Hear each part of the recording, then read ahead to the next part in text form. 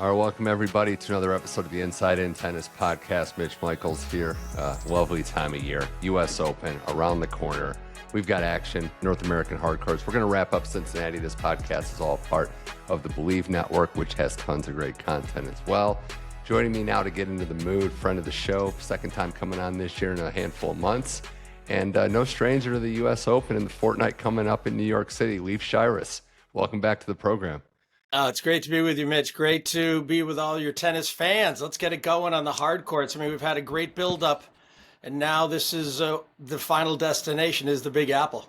Yeah, I couldn't let you get away with rocking hockey shirts without me rocking the Whale, another team that hasn't, you rock the Maple Leafs gear, another team that hasn't won the Stanley Cup in 60 plus years or whatever. But in jest, we look forward to this, and I wanted to actually start here because we got Cincinnati to recap, but how often did you hear this? This phrase kept coming to mind where you have the tennis season, whether it was your time as a player, as a broadcaster, being around the game, where you have that attitude of like, let's just get to New York. Like once we get to the U.S. Open, it seems like we're at a great time, whether it's to find momentum or to keep stuff going. It seems like it's just been the destination for a lot of these players.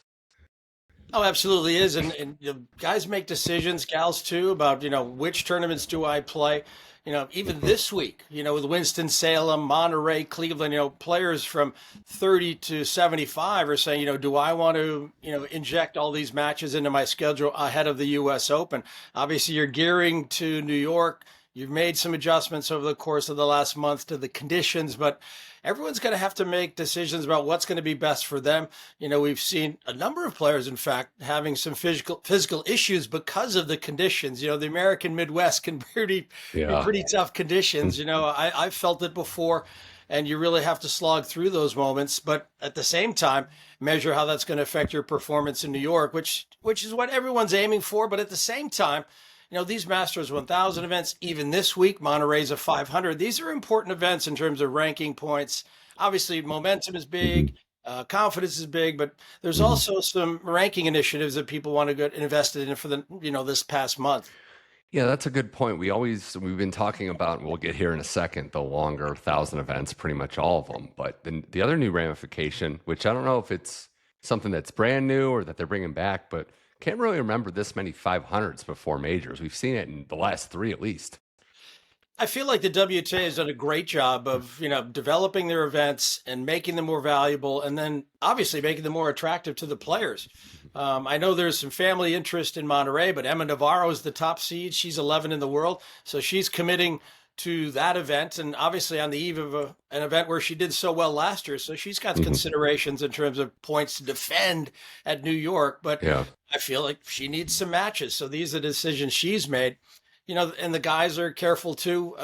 I was going to say Stefanos Tsitsipas was looking for some match wins in Winston Salem, but it didn't go so well for him. But, maybe he needed that match. I know he's had plenty of wake-up calls this year, but it's nice to see these 500s on the WTA side because I think these are stronger fields and it makes the tennis better at all the events. It certainly does. We're going to get into this week's tennis, but I did want to look back at Cincy. We had another Masters 1000.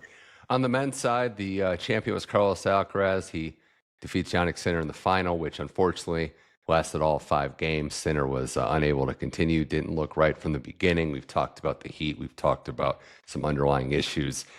Starting with 8 retirements on the men's side. I mean, that number, I looked at it and I was like, how many times did this happen? Because you're wondering. But 8 in the men's draw, just starting there, is just an absurdly high number. It is surprising considering what great athletes all of the men and women are. It's a little bit surprising to me. I suppose if we looked at it more closely, and I tell the truth, over the course of the event, I lost track of it because we were losing so many players. Some were Europeans, some were South Americans, but it's a challenge. Is it getting more physical? Like, I wonder too, because we know too, Midwest guy myself, like the summers can be different. Sometimes you might just get lucky. It's not as bad. It might not be as humid. We know that, but there's questions, right? And someone like yourself, it was involved and played the game. Like, do you think it's a combination of things? Is the game getting more physical? Are these long drawn out events? Are they taxing too?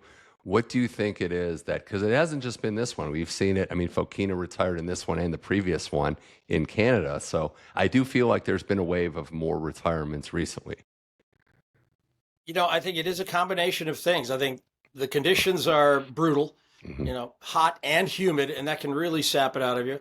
And then, the players' insistence on really playing these long, very physical points. I agree that the game is more physical, and I'm not sure that it's just the fact that it's all forehands and backhands. I think it's the players' unwillingness to change tactics, to consider, conserving energy a little bit. I mean, if you have to win every point by hitting 20 or 30 huge balls from the back, that can be very taxing. I mean, somewhere you'd think it would be wise to come in and take a ball in the air, whether it's a swing volley or come in and just create, a good high percentage chance in the front court.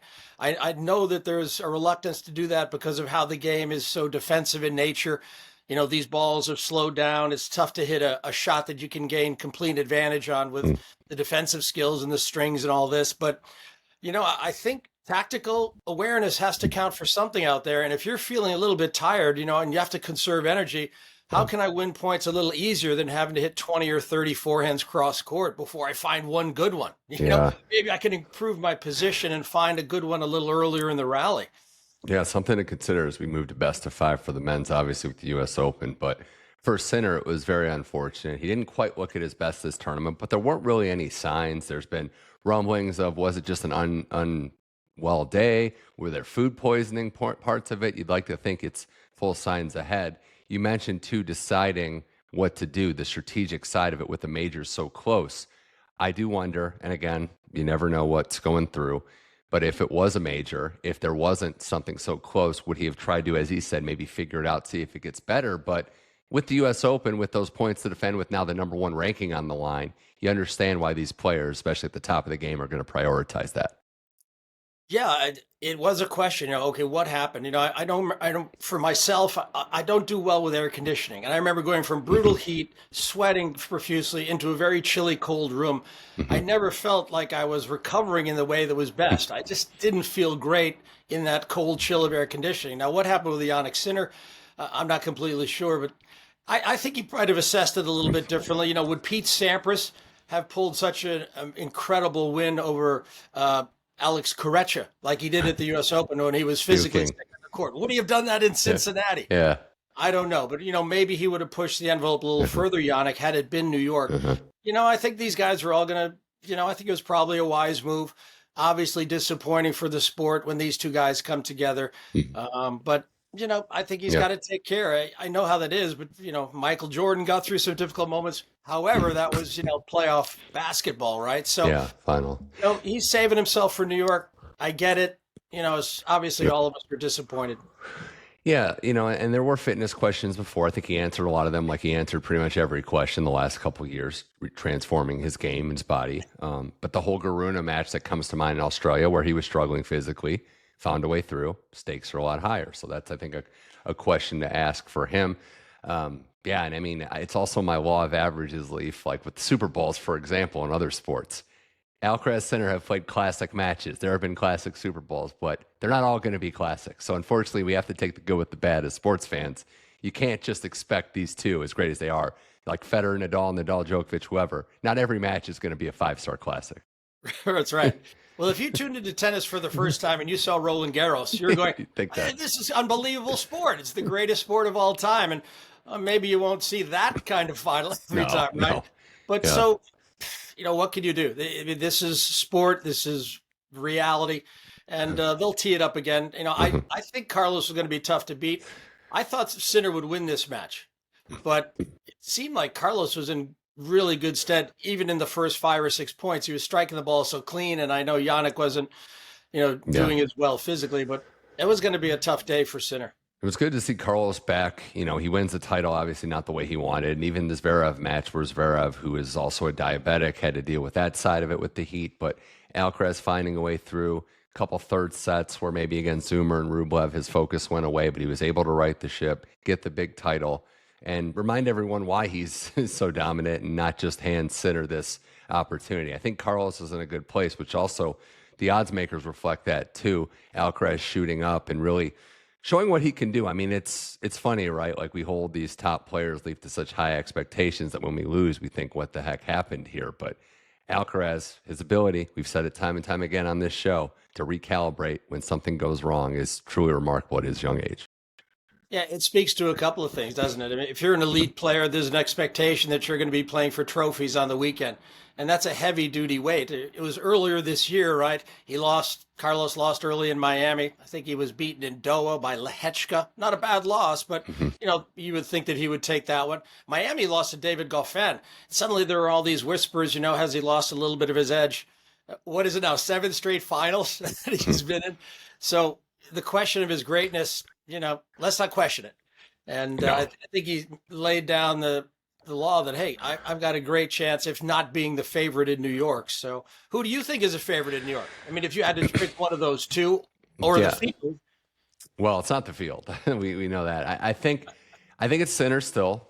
Again, we'll see. No other reports are out. Everything's good. I think on hard court, all things equal, conditions don't look nearly as humid. Again, that could change, but looks like it's going to be a little better. I think they're going to hook him up with those night sessions too, So I think that's part of being the top player perk. But no, I mean, Alcaraz could win it. There's no shock if he wins. He's beaten Sinner there before. So it's the same time old question, right? Sinner's floor is so much better than Alcaraz's floor. But when Alcaraz hits that high level, when the confidence is buzzing, when the shot making is good, you said tactics earlier. His tactics are maybe the best on tour right now. He'll come forward. He'll mix it up. So when he hits that A level, he can beat anyone, Sinner included. But the question is, will he get there and will he stay in the fight for 5 full sets? So I would say Sinner, but Alcaraz is nipping at his heels. Yeah, and that's another thing I like about Alcaraz in these hot, humid conditions. And probably the first week of the U.S. Open, by the time we make the turn into the second week, fall descends upon us and the temperatures cool, and it gets down to sort of a reasonable sort of fighting position for both guys in terms of the climate and the weather, the humidity. But Carlos can sort of taper his tactics. He doesn't need to stay back and hit 20 or 30 balls. He can make one quick strike, maybe possessing the best volleys in the game. Is that a fair statement? And I also think Sinner, too, has the ability to play quick points, whether it's first strike on the return, up on the baseline, changing the tide of the points quickly. Yeah. So that's why I was a little surprised that Sinner did stumble physically, because he does play quick tennis. And yes, there's a physical investment to take it early and be on the ball, but he doesn't have to play those long points that many guys get sort of trapped into playing. Yeah, it's incredible, right? Some of the overheads and some of the volleys that Alcaraz play. You mentioned Sampras before. It's like that hang time. He has a little bit of that Pete in him, who was an underrated athlete. We just hit, I think it was 35-year anniversary of Pete winning that first U.S. Open. It's funny, reminiscing just a little bit. He was not predicted to be one of these guys. Like, he did legit, and you lived it, did come out of nowhere as a 19-year-old winning that. Well, the funny part about Pete is I played him in Detroit, and I want to say maybe it was a year before he won his first U.S. Open. He was still 18, pretty green. I think I was maybe 26, 27. I was pretty much in the meat of my career. Not that it was that meaty, a lot of bone. But I did get Pete on a fast carpet in Detroit. I was a pretty good attacking player, and the carpet was good for me. And I beat Pete in 3. And I'm sure that when he lost that match, he said, I've got to do better than this. Things have to change. Things have to change. Shiras got me. I'd like to take a little credit for the fact that Pete won the U.S. Open soon thereafter at 19. But, Pete was Pete. And, we see, sort of echoes of his game in Alcaraz. It's fun to see. Amazing to think it's 35 years ago. Jeez. Well, I don't know how that is possible. I'm only 45. Yeah, I know. We're not aging in dog years on this show. And I know Benjamin Button, commentary at Pro Tennis. We've talked in jest, and I know you undersell your career being a top 40, pushing in on the top 30 in your career. But you have the perspective of some of these players like Pete, right? Like when they start at a certain level, and then the special ones break through. When it goes from playing a guy when he hasn't made that leap to the leap portion of it. If you can walk me through and walk the listeners through what it's like when you play someone that has broken through, and it's like, wow, this is just a different guy now. Yeah, I mean, the difference really comes from confidence you feel. And, I think coachability counts for a lot as well. I mean, coaching matters at all levels, but even at an elite level, they want to be able to hear the right things and then process that information in the right way. And if you're coachable at an elite level, like Sinner, for instance, I feel like he's made tremendous strides in the last 2 years to be a more complete player than he was. So there are a few things that play there, but a lot of it has to do with confidence. I think great example of that right now is Ben Shelton, who's always been a confident player. He's got the, sort of the swagger, which counts for a lot. He believes he should be in that place. However, his game is catching up to the walk now, and you can see that in his confidence. Yep. I mean, how well did he play in Canada? So a lot of it is confidence. A lot of it is that serious discipline and application that it takes to be an elite guy. So there are a few things that play there, but all the elite guys seem to get it right. And also they surround themselves with great people, great teams. They certainly do. We got more with Leif Shiras here on the Inside In Tennis podcast, recapping Cincy, talking U.S. Open, which is only a few short days away. Draw will be out tomorrow as we release this episode. Women's final in Cincinnati went to Iga Swiatek, who improves to 6-0 against Jasmine Paolini, wins it in straight sets, 2 competitive sets, but also another Iga title. The summer of Swiatek continues on. Just a remarkable display. She battled the conditions. She battled some tough competition, down a break early in that, or late in that first set against Rybakina in the semis. Iga just finds a way to win. That's what she does. She plays downhill, Leaf, and she's found something special, something in her game, something in her confidence since Wimbledon, and she's just riding high at the moment. And I think also, you look at a player who also is very coachable. She listens, and I think she applies it well. Again, confidence is huge. Okay, maybe she didn't have the Roland Garros she wanted, but she certainly made up for it at Wimbledon. And talk about a boost of, energy and enthusiasm and desire and all the excitement again. Even Grand Slam champions like she is need a little bit of that juice, and she's got it now. And she looked great. I've always felt like when she gets it going, she's just so difficult to beat. It's going to take a very special sort of player like a Rybakina, Sabalenka to hit through her. And the way she's moving, the way she's striking the ball, come on. She's as rough as they come. It's her footwork. Focus, man. She's got the focus. I was sorry to cut you off. It's her footwork. It's so impressive. Like you watch her get in position to crush those backhands. And I know her shoes kind of squeak a little bit, but it's pretty mesmerizing, I'll say. She's just like, I've always kind of thought too, like footwork is the basis for every sport at the high level. Hockey, we talk about, whether it's football, basketball, tennis.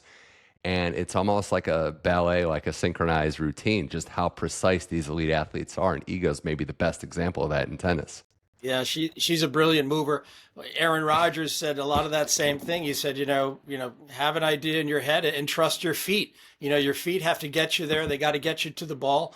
And that's why tennis is such a great sport, because it is so driven by your movement. If you're not in position to hit the ball, it's not going to happen for you. So her discipline in that regard is remarkable. That's maybe what sets her apart in some ways.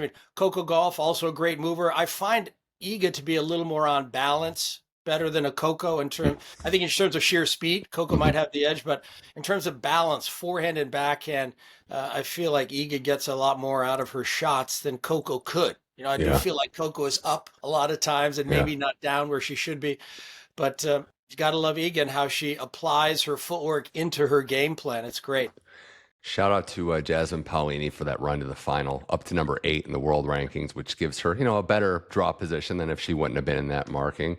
Beats Coco Gauff, in the quarterfinals, overcomes a little spill with her ankle. So it was good to see Paolini back in the mix. And I think where we are right now in terms of going into the U.S. Open, which is great, both tours, both the ATP and WTA, the number 1 ranking is going to be on the line because Iga's nipping on Sabalenka's heels now with those points to defend. Odds reflecting it. So Iga's got a lot to play for. Another slam. She's undefeated in slam finals, has won here before, but with that another carrot dangling, right? The number 1 ranking, and how the roles are reversed now. She's now chasing Sabalenka. How will both respond to that? I think that's what makes the women's tennis scene great, particularly at the very top. There are a lot of players who can make breakthroughs, but obviously those two are going to be looked at pretty closely. Again, Saba can hit through those things. I wonder how Saba's going to handle the pressure. That's one of the things that I think sort of gets the best of her at times. She's a great champion, far and away the number 1 player at the moment, and she's always around on the weekends playing for trophies. But I think at times, a little bit of her, I don't want to say nerves, but maybe she makes the incorrect decisions about shot making and shot placement and tactics. And if she can square those out, I think she could be a long number 1. But I think Iga's a little bit better with tactics and execution under pressure. So I think that's going to be part of the story. Who's going to manage the pressure most in New York? Yeah, and I think it's so fascinating, right? Like Sabalenka, most consistent player in the slams, even this year, but hasn't, has had some heartbreak. Keys, Coco, and some of the Americans keep getting her in just various forms.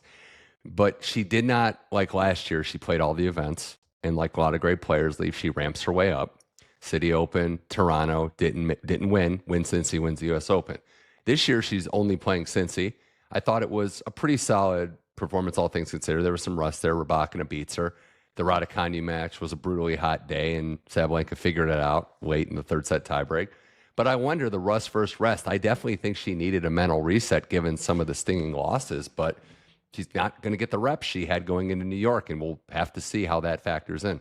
Yeah, absolutely. And I was a little surprised by her schedule, just the one tournament.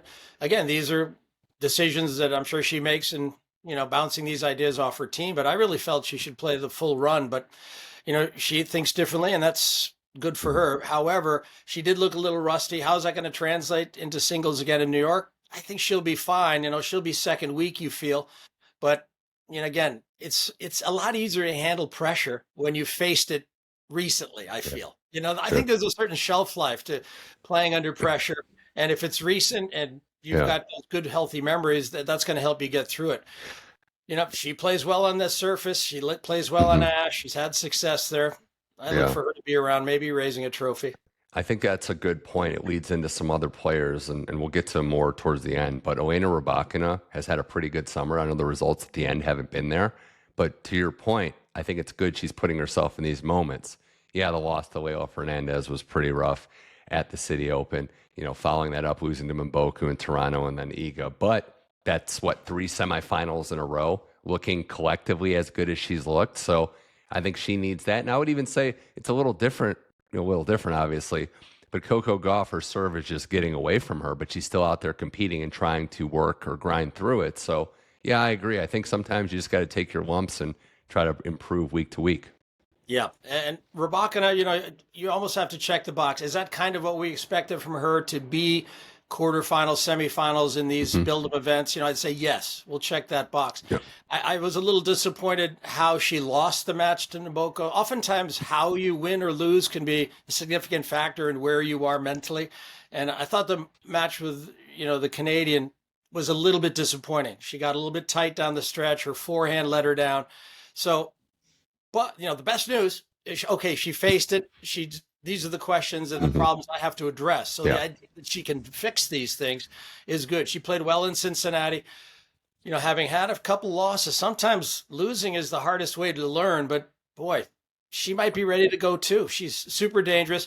I feel like she's made some changes to her serve. Her serve looks better than ever. So maybe she's going to be around, I feel, in the Final Four. Sometimes losing is the best way to learn. That's why, and I was talking to Jason Goodall last week, you'd like to have seen Naomi this week, because I know that was a tough loss and we litigated it last time, but sometimes just getting back on the court is the best medicine. Yeah, no, that's a good point. All these players are traveling in their own little orbits, and they all make their decisions bounced around by their team and such. I just feel like, play tennis matches. That's the best way to learn. That's the best way to problem solve. Best way to sort of forget some of the bad things that have happened, just play with the excitement and vigor that Jasmine Paolini brings to the court. I wish I'd played like that. I just never process pressure as well as she does. She plays with such a positive energy, and she doesn't seem to be so tied up in the winning and losing. It's about the execution, the game plan. She loses a point. Okay, let's move on. Disappointment. Okay, let's go. So I wish more players could embrace that. I wish I could have done that as a player. Boy, it's not easy to do out there with the pressure you feel and the pressure that's all around you. Most impressive thing about Paolini is this is year 2 where we're seeing it. It's great. It's easy to be positive when you're winning and you have this dream year and you're in the finals at Roland Garros and Wimbledon. She dealt with some setbacks having to defend those points, but she stayed the course, stayed positive, and has done well. She wins Rome. Come on. That's just like a massive victory for her. It's like Coco winning the U.S. Open. Oh, yeah. For, Jasmine to win on home soil. I think she won the doubles there as well. She is an absolute superstar, and she generates all the good vibes around our sport. And, we wish her the best and hope that she can make a run too, but there are only so many spots in the final 8. That's my favorite thing. crowded entry door and there's a bouncer at the door. That's my favorite thing when we're like ranking players or predicting, and everyone's like, "What's your top 10?" Or of course, then you name like 15 guys or girls. So it's like, yeah, everybody can't make it. That's what's beautiful about this sport. Speaking of which, we get to the U.S. Open qualifying week. The mixed doubles event, which we're going to talk to, and we have gotten to a point. I think it's great. It shows the popularity of tennis, where a lot of people consider majors like 3 weeks now because qualifying's so great. You have events like the mixed doubles, Leaf. It's not necessary, and you're playing on that Sunday before, which is another big cash grab and a good opportunity. But I think we're almost at a point where these are 3-week events now. Yeah, I mean, okay, the ATP is expanding their events into 2 weeks now. The majors are going 3 weeks of tennis. And the good thing about it, I guess you have to look at it, is that, the money generated from the U.S. Open goes to the USTA, and it funds grassroots tennis, and it funds the building of tennis courts and supporting the junior development program and all these programs that the USTA does. So in that regard, it's great. I think it is tough, however, for the players to be around and, have so much time invested after kind of a long summer where the events are longer. Where do you fit in your practice sessions, your training sessions? It is a little trickier. But I think at the end of the day, it's good for the game, good for the sport, and it's up to the players to adjust accordingly. Certainly is. And this U.S. Open mixed doubles event, which I want to get into now, is interesting. It's been, full of cool moments. Anytime you get to see the best players in the world in any form of tennis, it's great. Alcaraz and Iga win Cincinnati, share a private jet. They're on the court with 12 hours later. So I wonder how it's going to be when you get to later in the U.S. Open, if they're still in it, if their preparations changed, how they adjust, as you said. But as we are right now, I mean, the Final Four, it's an interesting Final Four, too, of doubles, because we got to see some interesting combinations of players. But it's been the Draper Pegula, who I guess are the antisocial team. They just say, hey, we bond because we don't like people, which is great. Iga and Casper Ruud, I guess the introvert team, or however we want to talk about it, Casper and Iga becoming it. Danielle Collins, Christian Harrison Leaf, literally last minute entrance into the semis. And then my favorite storyline is Sarah Rani and Vavasori, the mixed doubles champions from last year. They're doing it like for the doubles guys and girls. So they're like, wearing the cause. So it has been interesting to say the least. It's been great.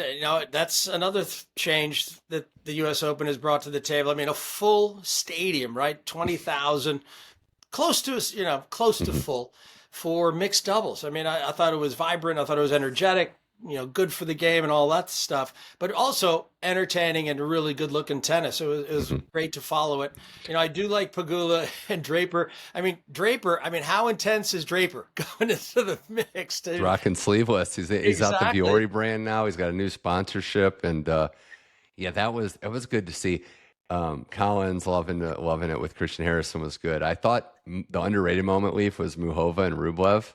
Some intensity there. We also saw Pelka and Venus Williams, but it was Muchova and Rublev are not doubles players. So there was a couple clips where they were like almost running into each other. It was like, how do we do this? It was pretty funny. Yeah.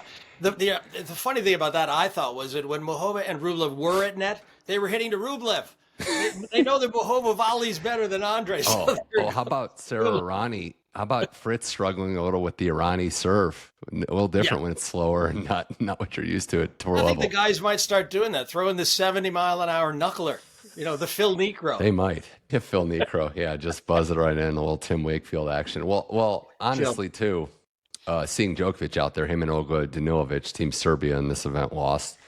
But Djokovic hasn't played since Wimbledon. And we've talked about it. I've talked about it in the last couple of weeks, but this is kind of unprecedented. To go 3 straight tournaments are your majors. So no prep before Wimbledon, no prep before the U.S. Open. I know injuries and age and motivation are all factored in, but we got to see Novak. He looked healthy in mixed doubles. I know it's not anything close to the same, but where are we at with Novak, who currently stands the third favorite entering into this event?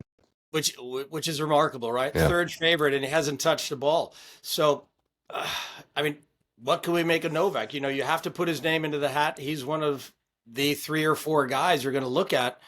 But where's his tennis? 3 out of 5 sets tennis at his age, that's going to be very tough to handle. If he can find a way through the first week, if he can get to the second week when the conditions will hopefully be less extreme, you can't discount him, right? Mm-hmm. I mean, despite the challenges, despite Sinner, despite Alcaraz, you got to feel like he's got to swing, but he's got to get to the opportunity, and he's going to have to beat both those guys. I mean, is that a real possibility? I don't know. I just find that to be a tough ask. That's the part, right? Beating both in the tournament seems like the toughest thing. And beating Sinner. I mean, again, he's made the semis every major this year. So let's not act like he's not in the elite level still. It's just there are layers to it and where he is in the draw and how that works. And yeah, what the movement's like. Last year it was kind of tough to read. He put so much into the Olympic basket. And then, there were still health ramifications and Popper played a great match. Djokovic was off. So yeah, it's interesting. I mean, we mentioned Draper too. He's going to come into this event 5, I believe, in the rankings. Fritz got that 4 seed, so he's able to get his own quarter. But Draper, we haven't seen. Looks great. Looks pretty strong, rocking the sleeveless look. But my concern is, and I love Draper. I think on hard court especially, semifinalist a year ago. But again, it's the reps. It's coming off of an injury. I felt like rounding into form was a big thing for him. He had to get to a point where he felt comfortable with his game and felt comfortable and honed. I don't know if he has that this time. The lead up or lack thereof is a big concern for me. I think it has to be. Okay, how match tough can you be? Okay, let's say he gets through the first one, recovery, and get back out there and do it again, 3 out of 5. I mean, I do look at Draper, though, as like a Ben Shelton. I mean, I think these two guys have an excellent chance of being around in the second week again. How many guys is that now? That's a lot. Yeah. And you got about 10 or 15 guys who have a legit shot, I feel. I mean, I don't think, Jakub Mensik, who also won in Miami, all 3 of those guys broke through and won Masters 1000 titles this year. I feel like that's the stepping stone, or one of them in a significant way, to Grand Slam success. So Mensik hasn't really played that well, but I think Draper and Shelton have a huge opportunity here, particularly Shelton. But I put Draper on that list of dark horses in my book. And even though, yes, okay, they're top 10, but I do feel they're dark horses. Yeah. For Shelton, too, playing well under the lights is a big thing. He's not going to shy away from the moment. And then you'd have to consider Fritz, right? He was the finalist a year ago. Match didn't go his way against Sinner. No conditioning issues in Taylor Fritz's career, but I would say it's part of the evolution, right? He's a very coachable guy by all accounts. He's trying to do more things, get to the net. He knows. And that's part of this whole thing, too, is when you're an elite tennis player and you've been the best your whole life, and then you get to the final boss and, okay, I'm dealing with guys that are maybe a little more skilled than me. It's finding ways and coming up with strategies. And I actually think Fritz trying to improve his net game is a nice positive influence here. Absolutely. I mean, Fritz is right there, right? Who's the next American to win a major? You've got to put Fritz right there, and Shelton a very close second. However, Taylor just has those weapons that are so big. What do I do with the ball? Okay, I go to the forehand, he ropes it. You go to the backhand, he's going to hit hard and deep cross court. I don't have a lot of time, so what am I going to do with the ball? And then he gets around the forehand, suddenly he can dictate play. I mean, the next step for him, the next evolution has to be the ability to be comfortable coming forward. Yeah. He still, I think, is working on the grip sometimes and getting the shoulder turn, just a little more of that. He's in good hands with Paul Annacone, obviously, who was one of the better volleyers in our game for a long time and obviously knows a thing or two about coaching. So surrounded by all these great voices. So I feel like if he can add a few touches, he could be raising a Grand Slam trophy, no doubt about it, because his weapons are so big. Yeah. His serve is an absolute beast and his ground strokes are rough, and the court, takes that so well. Where do you put Zverev in this discussion? That's, another one to consider. Maybe working with Team Nadal. Talked about having a late dinner on Mallorca. Nadal's getting passionate, trying to demonstrate shots for him at the table. But yeah, is Zverev in that discussion, or is he trending the other direction for you? Yeah, I mean, I feel like maybe that window has closed a little bit for Zverev. I still know he's as disciplined and as professional as any of the guys out there, but I just don't feel he adds enough to his game. I feel like he does fall back in that default, a little bit behind the baseline. He's very reluctant to step up and take things early and transition. And, he has these great shots. He's got a great backhand. And when his forehand's right, it can be a good shot too. But he doesn't want to ever take it in transition. He doesn't want to dictate play with them. He's always waiting for his opponent to sort of make the play and then play off that, which has worked brilliantly, right? He's one of the game's elite guys, top 5 for top 10 for 7 years.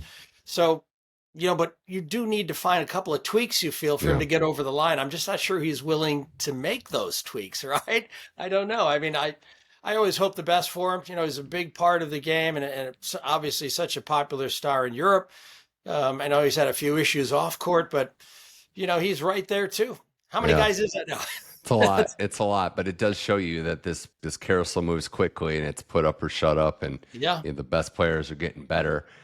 Even a guy like Medvedev, who hasn't been playing well, and it seems like the struggles there. And I've never seen that before. He just left all his stuff at the court. He just walked off in Canada. He's like, I'm done. I mean, how quickly does the game grow and adapt and change? And suddenly this huge injection of swagger and pace from so many different players. And they don't have the scar tissue, too. I mean, that's the other thing. Like, they don't have the beatings that you took. They're coming in with a clean slate. Yes. Yeah. And, Maddie's still got, a great brain on him, and he's got a great game. Love watching him play, but I think he's getting bossed around by a lot of these guys. I think he's intimidated, and he's, feeling the pressure of trying to reclaim what was once his. And that's got to be tough. That has got to be a challenge. And you can see it in his reactions. I know he's always been a little bit temperamental, but he's always been able to make that work in his favor.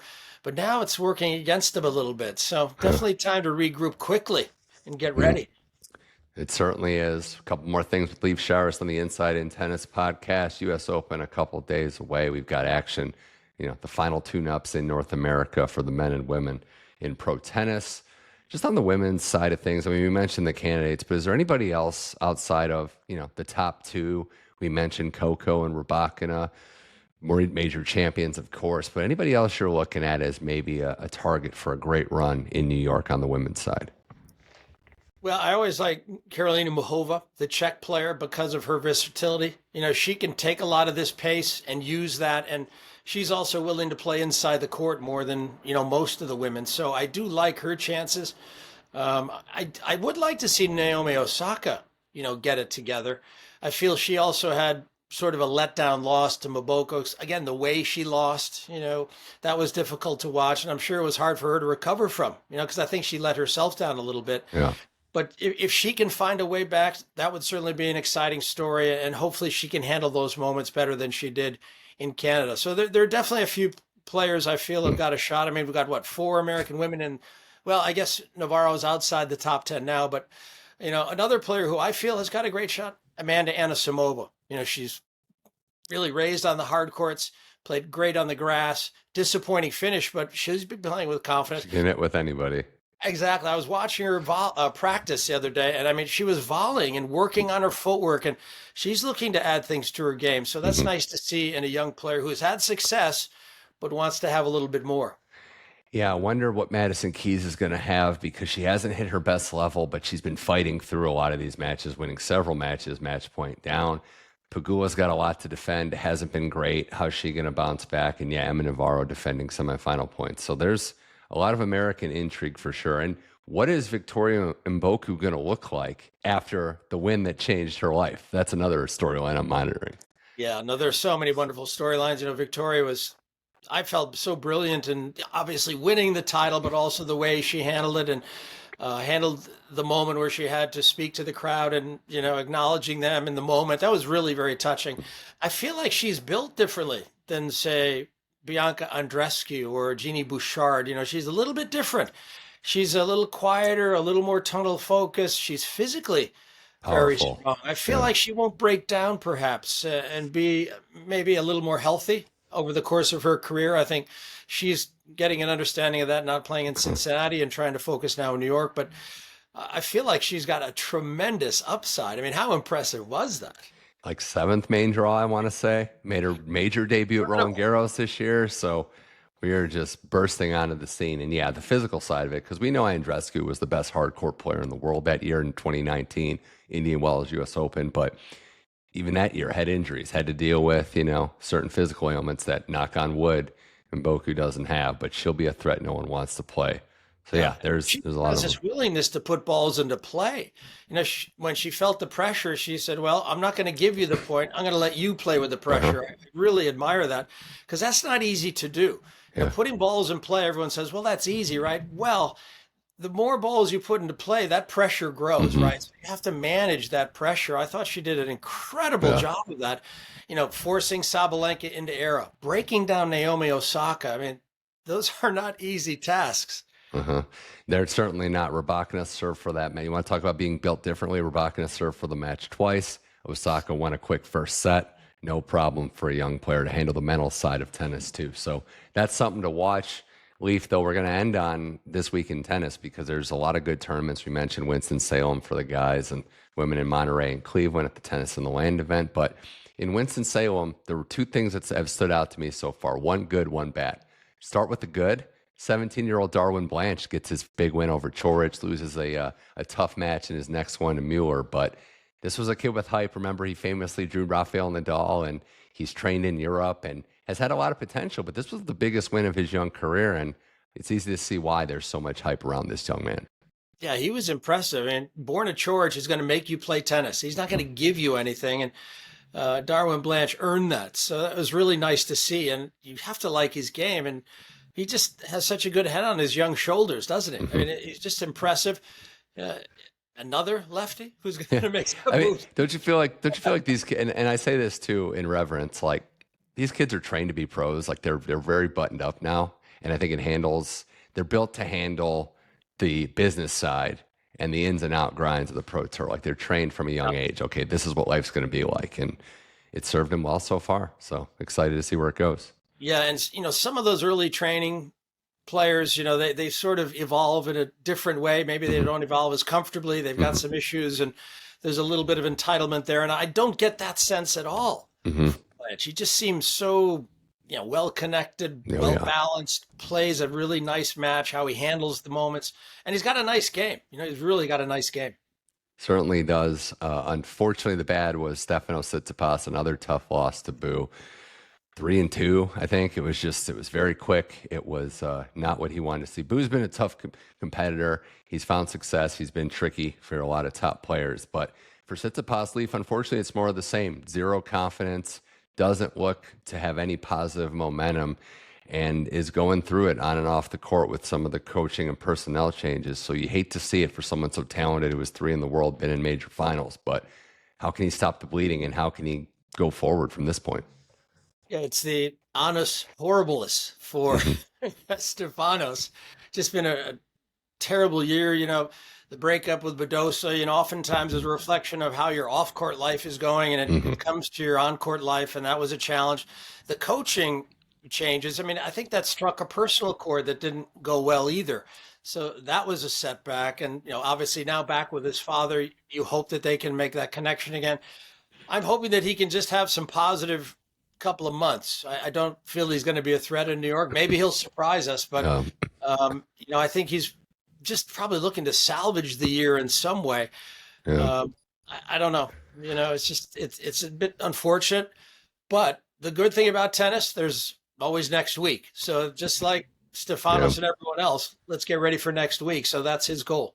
I hope he doesn't have a negative, feelings toward Winston-Salem, and he doesn't just hate it as a result. But interesting. I think Boo, was that his first top 50 win? And I know he's had a good career, but that was like far and away his best win. And I always known him as a very strong player. I'm glad to see that it came together for him. Absolutely is. We'll see where Tsitsipas goes. Leaf, the last thing, we do have some kind of breaking news. I don't know if you saw it because I'm just looking at it now, but pretty big in the tennis world, especially this time of year. Coco Gauff splits with Matt Daly days before the U.S. Open. That is, look, she's won a major this year. She's had a good tenure under him. The serve issues we know. We're also 4 or 5 days away from the main draw starting. So I'm not maybe as shocked at the move. I'm shocked by the timing of it, but what's your reaction? I actually was thinking that something might be coming down the pipe. I think there was a time when, was it the last couple of weeks, where I saw Coco, it looked like she'd put a mark on the grip and was trying to get her grip right before her serve. If you're making changes and adjustments like that in season, that's not a good sign, I feel. Those things need to be ironed out and figured out on the practice court during your training blocks. You should have that in place. Each player, these are multi-million-dollar corporations, each of these players. You have to make tough decisions. I'm sure that was not an easy decision for Coco Gauff. It was a business decision, nothing personal. But I think in some ways, at the end of the day, it was a good one. And I know that The coach was trying to do the right things and trying to improve her player, give her the best chance of winning. Yes, she won Roland Garros, so that's a huge upside. But at the end of the day, I think she's got to regroup and get some more fresh ideas, because in some ways it wasn't working. In some ways it did, but tough decision, unfortunate, but everyone will move forward from this. We don't know the specifics, obviously. There's no way of knowing behind the scenes discussions, whether anything was discussed, anything happened. We do know that searching for new ideas is great. She wants to win this tournament. She's not going to throw it away, so to speak, by just going through the steps. So well, you win a major, it's a good year, right? Yeah, However, it is. She's, she's had some real questionable moments where she struggled, and you feel like she should be past that. Sabalenka past that sort of double fault problem. Look at where she is now. I mean, Coco Gauff, if she got a few things together, could be doing the same thing that Sab is doing. Running up this incredible point total, right? Paolini matchup, she wins. I mean, all due respect, she wins if she gets more serves in. Like, it's that simple. Right. Like, she gave away so many free points. But wow, shocking to see. We'll see what happens for the U.S. Open, what Coco's coaching situation is going forward. But Leif, always a pleasure. We got the U.S. Open around deck. It's fun. We got qualifying, some life-changing events for those men and women. If they win that third round qualifying, it could be life-changing. So I'm excited, as I know you are, but always a pleasure having you on the podcast. Hey, thanks for including me. And Mitch, good luck with your hockey team. I know, are the Whalers still in existence? I don't even know. No, they're not. You can go see Whaler Night in Carolina once or twice a year, but that's about it. But Leif Shiras will be calling matches, the Tennis Channel, all week. You got the action in Cleveland. We've got Winston Salem, Monterrey, so tons of good tennis there. But Leif, man, always a pleasure having you on the Inside In podcast. Thanks very much. That was Leif Shiras. My name is Mitch Michals. This was the Inside In Tennis podcast. We're available on all your platforms, so just go to Apple, Spotify, iHeart, Amazon Music, wherever you get your podcast. Just download it. Hit that subscribe button so every episode automatically downloads. And if you're so kind, leave a nice rating and a 5-star review as well. We're also on YouTube, so subscribe to the channel at Mitch Michals for all the video episodes of this and some YouTube short clips as well. So we'll be back for another great episode in a couple of days. U.S. Open is around the corner. For Leif Shiras, I'm Mitch Michals. Thank you for listening to the Inside In Tennis podcast, and I'll talk to you soon.